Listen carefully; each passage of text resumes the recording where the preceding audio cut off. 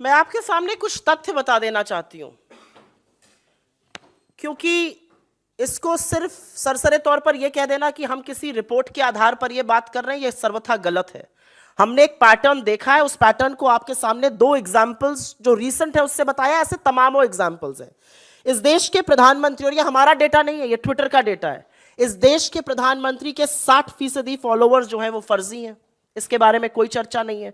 IT department 60% Instagram पे Indian influencers के लगभग 16 मिलियन खाते नकली हैं।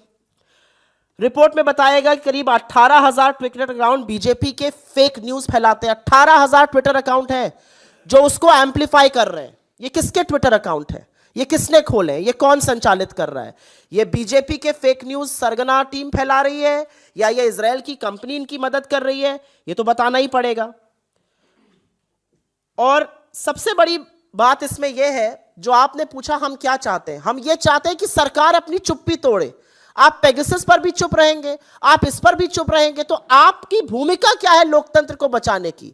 मुझे लगता है चुनी हुई सरकार लोकतंत्र की प्रहरी होनी चाहिए। आपके ऊपर आक्षेप बहुत गंभीर लगा है।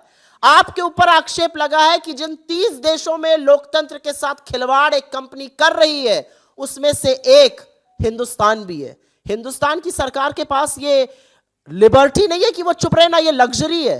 हिंदुस्तान की सरकार को जवाब देना पड़ेगा, और जवाब इसलिए देना पड़ेगा क्योंकि फेक न्यूज फैलाने में ये एजेंसी भले आपकी मदद करे, फैलाने का काम आपका तंत्र भी उतना ही बखूबी से करता है।